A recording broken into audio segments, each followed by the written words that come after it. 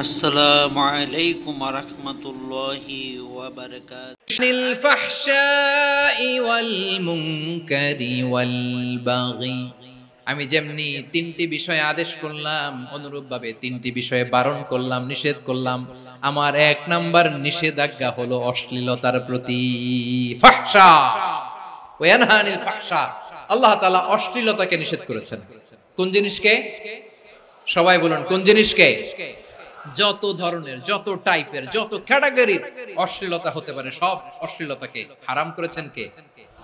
ফাহশা মানে কি? কথায়, কাজে, আচরণে, কমেন্ট, ফেসবুকের কমেন্টসে যত ধরনের নোংরামো আছে, যত ধরনের অশ্লীলতা আছে, এটাকে আরবিতে বলে ফাহশা। রাব্বুল আলামিন বলেন, কুল ইন্নামা حرم ربي الفواحش ما ظهر منها وما بطن। ও নবী, আপনি বলে দেন, আমার রব প্রকাশ্য, অপ্রকাশ্য, স্পষ্ট কিংবা অস্পষ্ট, দৃশ্যমান কিংবা অদৃশ্যমান সব অশ্লীলতাকে হারাম করেছেন। সব ধরনের অশ্লীলতা হারাম। আল্লাহ তাআলা আমাদেরকে অশ্লীলতা থেকে বাঁচান। এবার বলেন, আমাদের সমাজে অশ্লীলতা আছে না নাই? অশ্লীলতা নানা ভাবে, নানা নামে, নানা মোড়কে আমাদের সমাজে আছে না নাই? সংস্কৃতির নামে, ফ্যাশনের নামে, বিনোদনের নামে, উপন্যাসের নামে, কনসার্টের নামে অশ্লীলতা আছে না নাই? আপনি দেখেছেন কনসার্টগুলোর অবস্থা? আমাদের তরুণ তরুণীরা, আমাদের যুবক যুবতীরা, আমাদের জেনজিরা, কি অবস্থা ওইখানে? কনসার্টের নামে অশ্লীলতা আছে না নাই? ছেলে মেয়ে একে অপরকে জড়ায় ধরতেছে, একে অপরকে চুমু খাচ্ছে, প্রকাশ্যে, দিবালোকে, গণমানুষের সামনে। আল্লাহ তাআলা এই অশ্লীলতা থেকে আমাদেরকে বেঁচে থাকতে বলেছেন। রূপালী জগতের নামে অশ্লীলতা আছে না নাই? এই টার্মটা আপনারা জানেন না? রূপালী জগৎ কি জগৎ? আসলে কি রূপালী জগৎ না অন্ধকার জগৎ? আমার বোনেরা, আপনাদেরকে যে কি বলে তারা বুঝায়, রূপালী জগৎ শুনেই আপনি ভরকে যাবেন না। রূপালী জগতে যে নারী যত বেশি উলঙ্গ, সে নাকি তত বেশি সাহসী। জানেন? বলে এটা একটা সাহসী নারী, খুব সাহসী পদক্ষেপ তার। যত বেশি শরীর থেকে কাপড় নামাতে পারবে, যত বেশি বস্ত্রহীন হয়ে নিজেকে প্রেজেন্ট করতে পারবে, সে নাকি তত বেশি সাহসী। আমার চট্টলার ভাইয়েরা, শয়তানের প্রথমে এজেন্ডা ছিল বনি আদমকে বস্ত্রহীন করা। সে আদম এবং হাওয়া আলাইহিস সালামকে নিষিদ্ধ গাছের ফল খাইয়ে তাদেরকে বস্ত্রহীন করেছে। এই জামিনেও সে আমাদেরকে বস্ত্রহীন করতে চাইবে। এই রূপালী জগতের নামে তারা এটা করে। আমার প্রিয় বোনেরা, আপনি জানেন না আপনার দাম কত? ওরা আপনাদেরকে বিজ্ঞাপনের সস্তা পণ্য বানাতে চায়। ওরা আপনাদেরকে ওদের ভোগের লিপসার টুলস বানাতে চায়।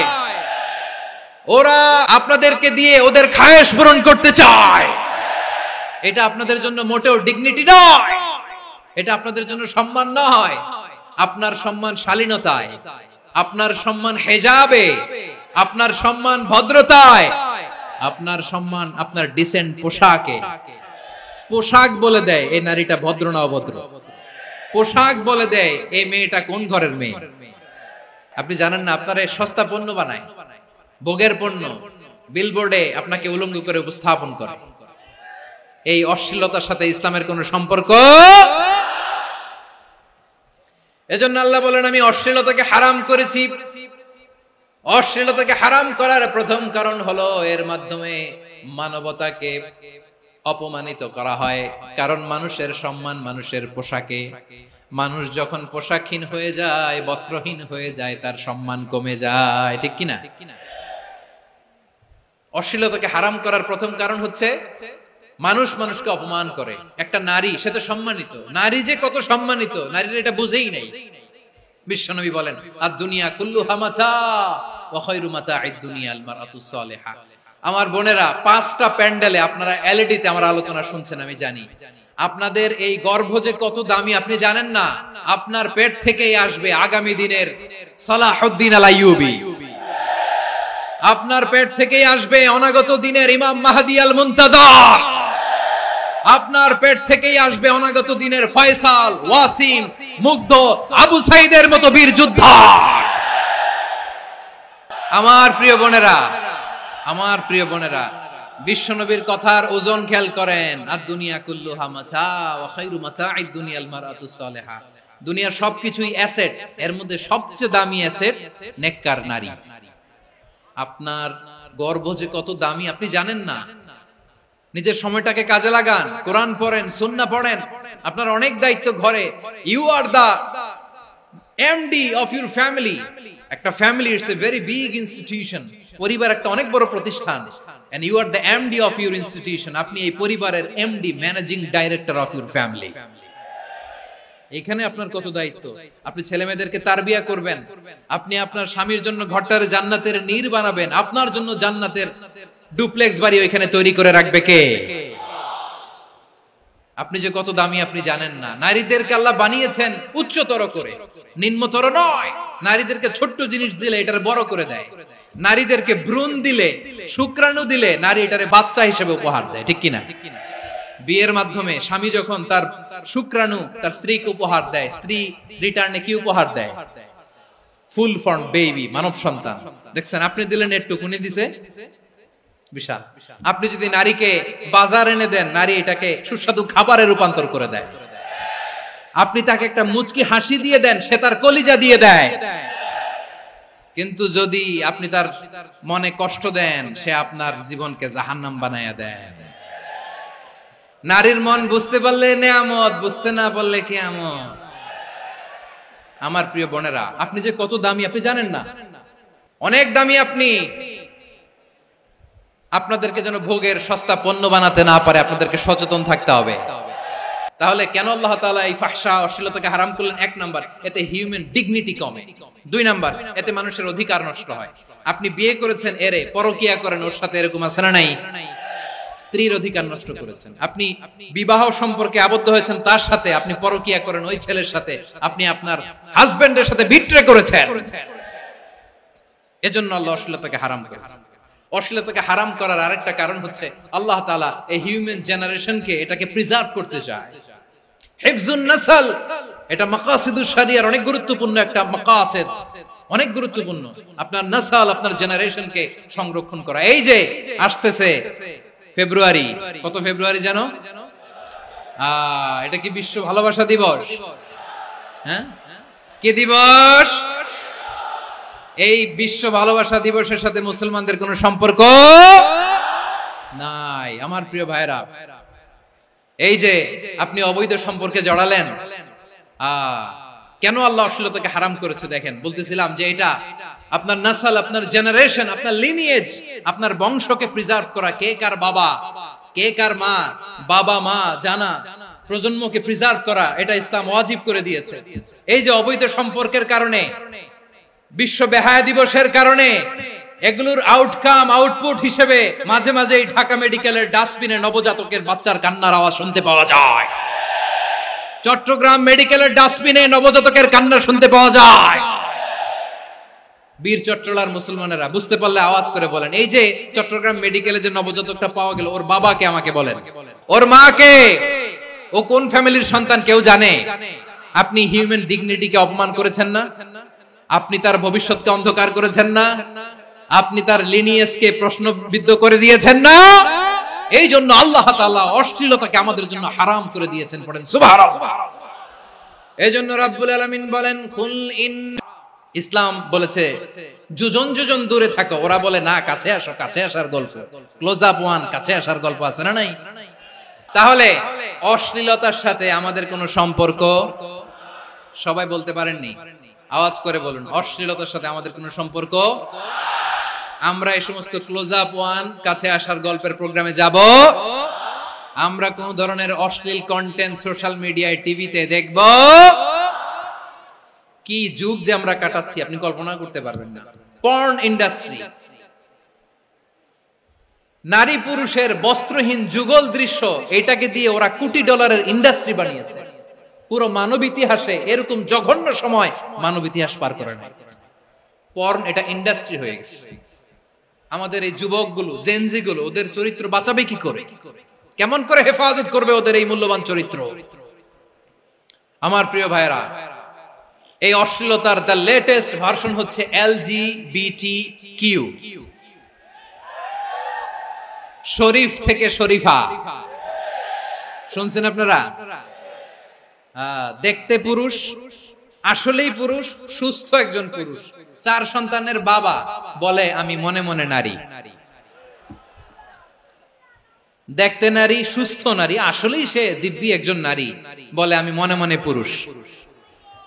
সবচেয়ে ভয়ঙ্কর অশ্লীলতার সবচাইতে লেটেস্ট ভার্সন হচ্ছে এই ট্রান্সজেন্ডারিজম।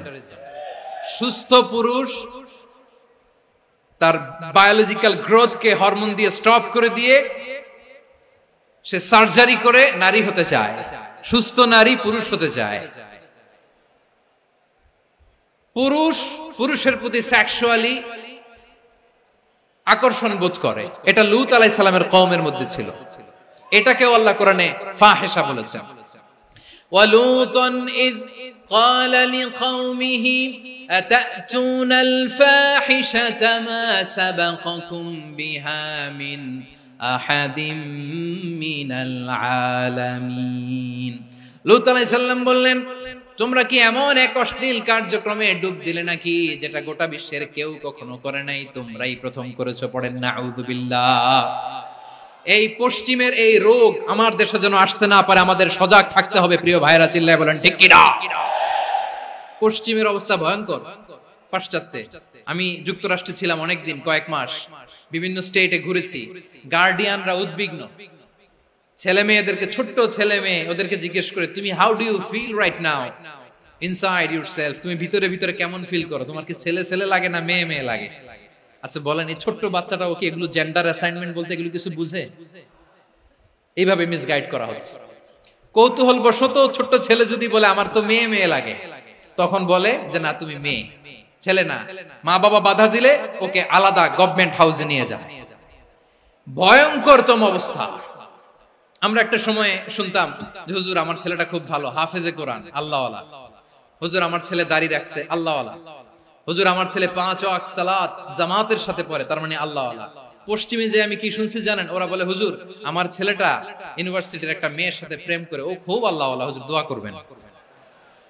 এর কারণ ওদের কাছে আল্লাহওয়ালার ক্রাইটেরিয়া হচ্ছে হুজুর আমার ছেলেটা আরেক ছেলের পছন্দ করে নাই, আমার মেয়েটা আরেক মেয়েকে ভালোবাসে নাই, এজন্য আমার ছেলেটা আল্লাহওয়ালা, হুজুর ওর জন্য একটু দোয়া করে দিয়েন। কি চ্যালেঞ্জ ওরা ফেস করতেছে। ওনার ছেলে যে আরেক ছেলেরে বিয়ে করবে না, এটাতেই উনি খুশি যে আলহামদুলিল্লাহ আমার ছেলেটা একটা মেয়েরে ভালোবাসে, আমার মেয়েটা একটা ছেলেরে ভালোবাসে, মানে এটা খুব আল্লাহওয়ালা। নাউজুবিল্লাহ পড়তে পারলেন না? এজন্য অশ্লীলতার সাথে আমাদের কোনো সম্পর্ক। রব্বুল আলামিন বলেন ওয়ায়ানহা আনিল ফাহশাই ওয়াল মুনকারি ওয়াল বাগি, 3টা জিনিসকে আমি নিষিদ্ধ করলাম। 1 নাম্বার হলো ফাহশা, অশ্লীলতা। 2 নম্বরে হলো মুনকার, সমস্ত মন্দ কাজ। মুনকার মানে হচ্ছে যত মন্দ কাজ, খারাপ কাজ, বাজে কাজ, এটার বলে মুনকার। এটার কি বলে? আপনারা পড়ছেন না তা'মুরুনা বিল মা'রুফি ওয়া তানহাউনা আনিল মুনকার। সৎ কাজের আদেশ, অসৎ কাজের নিষেধ। মুনকার, মুনকার হচ্ছে মানুষের স্বাভাবিক বিবেকবোধ যেটাকে খারাপ বলে, ওইটাই মুনকার। পৃথিবীর সব আসমানি গ্রন্থ যেটাকে খারাপ বলেছে, মানুষের স্বাভাবিক বিবেকবোধ যেটাকে খারাপ বলেছে, এগুলো সব মুনকার। যেমন ইফতিজিং, এটা কি ভালো না খারাপ? মজুদদারি, খাদ্যে ভেজাল দেওয়া, ওজনে কম দেওয়া, মাছে ফরমালিন মিশানো, চাঁদাবাজি, টেন্ডারবাজি, দখলবাজি, এগুলো আমাদের স্বাভাবিক বিবেকেই বলে এগুলো খারাপ, এগুলো হচ্ছে মুনকার। আল্লাহ তাআলা এই মুনকার থেকে আমাদেরকে বেঁচে থাকতে বলেন, আর শয়তান এই মুনকারের প্রতি আমাদেরকে উদ্বুদ্ধ করে। আল্লাহ তাআলা বললেন ইয়া আইয়ুহাল্লাযীনা আমানু লা তাত্তাবিউ খুতুওয়াতিশ শাইতান ওয়া মান ইয়াত্তাবি' খুতুওয়াতিশ শাইতানি ফাইন্নাহু ইয়া'মুরু বিল ফাহশাই ওয়াল মুনকার। আল্লাহ বললেন আমার গোলামেরা শোনো শোনো, ও আমার বিশ্বাসী বান্দারা, খবরদার, তোমরা কশিনকালেও শয়তানের পদাঙ্ক অনুসরণ করবে না, কারণ শয়তান তোমাদেরকে অশ্লীলতা এবং মন্দ কাজের দিকে উদ্বুদ্ধ করে। আমাদের কাজ হচ্ছে শয়তান আমাদেরকে যেদিকে নিতে চায় আমরা তার উল্টা দিকে যাব। শয়তান এই মন্দ কাজকে আমাদের কাছে বিউটিফাই করে, চাকচিক্যময় করে আমাদের সামনে উপস্থাপন করে। এজন্য আল্লাহ বলেন মুনকারকে থামাতে হবে, মুনকার প্রতিরোধ করতে হবে। মুনকার প্রতিরোধের দায়িত্ব শুধু আমাদের নাকি? শুধু আপনার খতিব সাহেবের, ইমাম সাহেবের, নাকি মুসলিম উম্মার সবার? আওয়াজ করে বলুন, মুনকার অসৎ কাজ প্রতিরোধের দায়িত্ব কার? রাব্বুল আলামিন বলেন, কুনতুম খায়রা উম্মাতিন উখরিজাত লিন-নাসি তা'মুরুনা বিল মা'রুফি ওয়া তানহাউনা আনিল মুনকার। তোমাদেরকে শ্রেষ্ঠ জাতি করে জমিনের মধ্যে আবির্ভূত করা হয়েছে, যাতে করে তোমরা জমিনের ভেতরে সৎ কাজের আদেশ করতে পারো আর অসৎ কাজের নিষেধ করতে পারো। উম্মাহ, কুনতুম খায়রা, তাহলে গোটা উম্মার দায়িত্ব, এটা বুঝতে পারছেন তো? আচ্ছা, আরো নিচে আসেন। এরপরে আল্লাহ বললেন, শুধু উম্মাহ না, এই জমিনের রাজত্ব আমি যাদের হাতে দেই, এই জমিনের মালিক আমি যাদেরকে বানিয়ে দেই, যাদেরকে আমি সরকারের দায়িত্ব দেই, তাদেরকেও মুনকার প্রতিরোধের দায়িত্ব দিয়েছে কে? আল্লাহ বলেন, যারা ক্ষমতার মসনদে বসেছে তাদেরকে 4 দফা কর্মসূচি আমি আল্লাহ দিলাম। আওয়াজ করে বলেন, কয় দফা?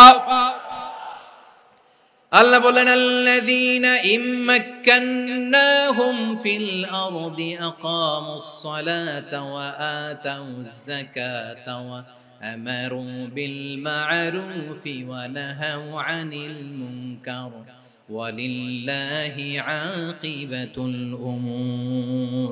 যারা এই জমিনের উত্তরাধিকার হয়েছে তারা 4 দফা কর্মসূচি নিয়ে সামনে আগাবা। সালাত কায়েম করবা, যাকাত আদায় করবা, সৎ কাজের আদেশ দিবা, অসৎ কাজ থেকে মুনকার প্রতিরোধ করবা। আদেশটা কার? আমার প্রিয় চট্টলার ভাইরা, পুরো উম্মার দায়িত্ব মুনকার প্রতিরোধ করা, সরকার প্রধানের দায়িত্ব মুনকার প্রতিরোধ করা। এরপর আল্লাহ বলেন, প্রতিটা ফ্যামিলির যিনি প্রধান, সিইও, বাবা, প্রত্যেক বাবারও দায়িত্ব এই মুনকার প্রতিরোধ করা। আওয়াজ করে বলেন ঠিক কি না? যেমনটি সাইয়েদনা লোকমান আলাইহিস সালাম ওনার কলিজার টুকরা সন্তানকে আদেশ করেছেন, ইয়া বুনাইয়া আকিমিস সালাতা ওয়া'মুর বিল মা'রুফি ওয়ানহা আনিল মুনকার। পড়েন সুবহানাল্লাহ। বাবা ছেলেকে সবক দিচ্ছে, লোকমান আলাইহিস সালাম ছেলেকে বলতেছে, ওরে আমার কলিজার টুকরা সন্তান, ওরে আমার বাছা, নামাজ কায়েম করবা, সৎ কাজের আদেশ দিবা, আর মুনকার প্রতিরোধ করবা, অসৎ কাজ, সমাজ থেকে খারাপ কাজকে ঝেঁটে বিদায় করে দিবা। তাহলে দেখেন, আমি স্টেপ বাই স্টেপ নামলাম। পুরা উম্মার দায়িত্ব, জমিনের উত্তরাধিকারী আল্লাহ যাদেরকে বানিয়েছেন সরকার, তাদের দায়িত্ব, প্রতিটি ফ্যামিলির প্রধানের দায়িত্ব। এরপরে বিশ্বনবী বলেন, সচেতন প্রতিটি মুসলিমের দায়িত্ব সমাজ থেকে মুনকারকে উৎখাত করা। বিশ্বনবী বলেছেন, মান রাআ মিনকুম মুনকারান ফালিয়ুগাইয়িরহু বিয়াদিহি ফাইন লাম ইয়াস্তাতি ফাবিলিসানিহি ওয়া ইন লাম ইয়াস্তাতি ফাবিকলবিহি ওয়া যালিকা আযআফুল ঈমান। সমাজে যে মুনকার দেখবে, খারাপ কাজ দেখবে, সে যেন হাত দিয়ে সেটাকে থামায়। আমার প্রিয় ভাইরা, না থামালে আমরাই ডুববো শেষমেশ। আমাদের বাঁচার জন্য হইলেও থামাইতে হবে। রব্বুল আলামিন বলেন, ওয়াত্তাকু ফিতনাতাল লা তুসিবান্নাল্লাযীনা যালামু মিনকুম খাসসা। ও আমার গোলামেরা, ওই আযাবকে ভয় করো যে আযাব যখন আমি জমিনের বুকে পাঠাই, শুধু জালেমদেরকেই মারি না, আলেমদেরকেও মারি। আযাব যখন আসে তখন শুধু জালিমই মরে না, আলেমও মরে। জানেন, মুসা আলাইহিস সালামের পায়ে একবার লাল পিঁপড়া, তো উনি রেগে মেগে পাশি দেখে লাল পিঁপড়ার বাসা, পা দিয়ে ডলে মুছে সবগুলো পিঁপড়া মেরে ফেলছে। এই ঘটনাটা আল্লাহ ঘটিয়েছেন। এজন্য মুসা আলাইহিস সালাম ছিলেন কালিমুল্লাহ, সরাসরি আল্লাহর সাথে কথা বলতেন। তিনি আল্লাহকে জিজ্ঞেস করেছিলেন, আল্লাহ তুমি যখন কোন জনপদে আযাব পাঠাও, শাস্তি দাও, ওখানকার শুধু জালেমরাই তো মরে না, ভালো মানুষগুলাও মরে, তো আযাব দিবা মুশরিকদের উপর দিবা, অবাধ্যদের উপর দিবা, ভালো মানুষগুলোরে মারো কেন? আল্লাহ বললেন, মুসা তোমার যে কামড় দিছিল পায়ের মধ্যে পিঁপড়া, কয়টা পিঁপড়া? একটা পিঁপড়া, তো সবগুলারে মারলা কেন? রেগে মেগে পুরো পিঁপড়ার বাসা ভেঙে ম্যাসাকার করলা কেন? আমি যখন অ্যাকশনে যাই, আমি যখন শাস্তি দেই, তখন এত বাস বিচার করা হয় না, বাস বিচার করা যায় না। যখন অ্যাকশনে যাওয়া হয়, ওইটা ডাইরেক্ট অ্যাকশন হয়ে যায়। চিল্লায় বলো ঠিক কিনা? এজন্য আমাদের বাঁচার জন্য হলেও এই পাপ থামাতে হবে, এই শয়তানের অট্টহাসি থামাতে হবে, অন্যায় অপরাধ সমাজ থেকে আমাদের থামাতে হবে। কারণ আযাব আসলে ওরাও মরবে, আমরাও মরব। একটা জাহাজ 2 তলা, আপনি আছেন 2য় তলায়। নিচের তলার কিছু লোক জাহাজের তলা ছিদ্র করতে আরম্ভ করছে। কি ছিদ্র করতেছে? আচ্ছা, জাহাজের তলা ছিদ্র করলে তলা দিয়ে কি ঢুকে? এখন আপনি যদি বলেন আমার কি, আমি তো 2 তলায়, আমি তো ভালো আছি, ওরা ছিদ্র করে ওরা মরবে। আসলে কি শুধু ওরা মরবে? তলা দিয়ে যখন পানি ঢুকবে, জাহাজ ডুবলে আপনিও মরবেন। এজন্য নিজে মরার আগে ওই পাগলগুলোর নিচতলায় যে থামাতে হবে। চিল্লায় বলেন ঠিক কিনা? এজন্য আল্লাহ বললেন মুনকার প্রতিরোধের দায়িত্ব সমাজের টপ টু বটম সবার। এজন্য মুনকার প্রতিরোধ করার দরকার আছে না নাই? সমাজে এই যে ইফটিজিং হয়, আপনার বোনের বয়সী একটা মেয়েকে কিছু বখাটে টিটকারি করে, এই বলে সেই বলে, নোংরা কথা বলে, রাস্তায় দেখেও আপনি পাশ দিয়ে না দেখার মতো চলে যান কেন? আপনি দাঁড়ান না কেন? আপনি দাঁড়ালেই তো থেমে যাবে, কারণ সত্যের যে শক্তি তার সামনে মিথ্যা মুখ থুবড়ে পড়ে। আপনার সামনে ও কিছুই না, নাথিং। আপনি দাঁড়ান, ওকে প্রশ্ন করেন যে আমার বোনকে তুমি ডিস্টার্ব করো কেন? আপনাকে দেখে আরো 5 জন দাঁড়াবে, 5 জনকে দেখে আরো 10 জন দাঁড়াবে। আমাদের নীরবতা আর আমাদের নিশ্চুপ থাকাই জালিমদেরকে আরো শক্তিশালী জালিম বানিয়েছে। এজন্য মুনকার প্রতিরোধের দায়িত্ব আমাদের সবার। টেন্ডারবাজি, চাঁদাবাজি, দুর্নীতি, অপরাধ, দখলদারিত্ব, মজুদদারি, এগুলো সবকিছু একসাথে প্রতিরোধ করতে হবে। ঠিক কিনা বলেন? একটা মানবিক সমাজ যদি চাই, প্রতিরোধ করতে হবে। প্রিয় ভাইয়েরা, আল্লাহর শপথ নিয়ে বলি, এই নাসিহাত গুলো সবার জন্য, সব দলের জন্য, সব মতের মানুষের জন্য।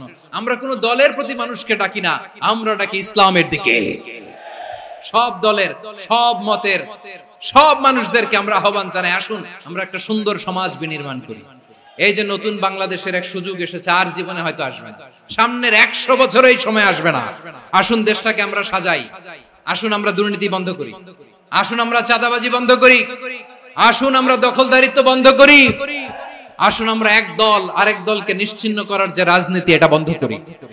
সব দলের প্রতি আমার আহ্বান, আমরা চাঁদাবাজ মুক্ত বাংলাদেশ চাই, জুলুম মুক্ত বাংলাদেশ চাই, ফ্যাসিজম মুক্ত বাংলাদেশ চাই, গুণ খুন খারাপি মুক্ত বাংলাদেশ চাই।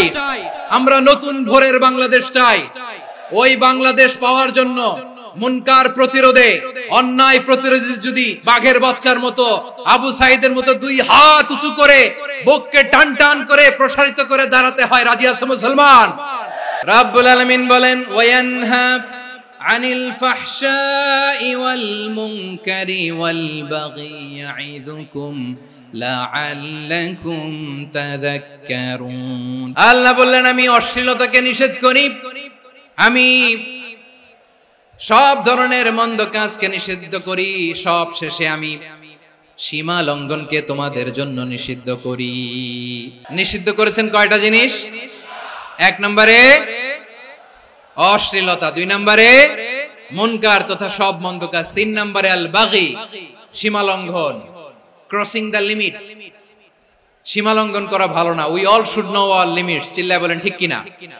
একই আয়াতে আল্লাহ বললেন কুল ইন্নামা হারামা রাব্বিয়াল ফাওয়াহিশা মা যাহারা মিনহা ওয়া মা বাতানা ওয়াল ইসমা ওয়াল বাগিয়া বিগাইরিল হক।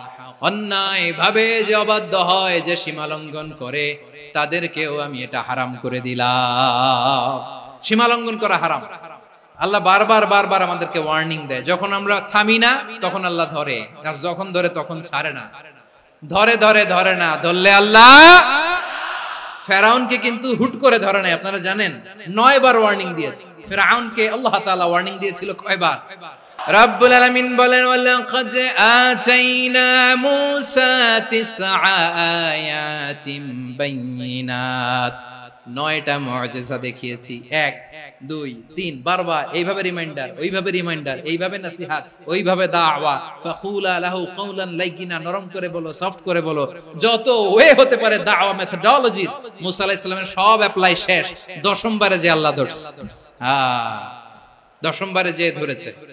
এজন্য আল্লাহ বলেন আমি সীমা লঙ্ঘনকে পছন্দ করি না। কোরআনের অন্য আয়াতে বাগীকে বলা হয়েছে আল ইতিদা, সীমা লঙ্ঘন যারা করে তাদেরকে আল্লাহ বলেছেন মুতাদিন। ওয়াকাতিলু ফি সাবিলিল্লাহিল্লাযীনা ইউকাতিলুনাকুম ওয়ালা তা'তাদু ইন্নাল্লাহা লা ইউহিব্বুল মুতাদিন। আমি সীমা লঙ্ঘনকারীদেরকে কোশ্চিনকালেও পছন্দ করি না। আমরা যেন সীমা লঙ্ঘন না করি। রাজি আছেন তো?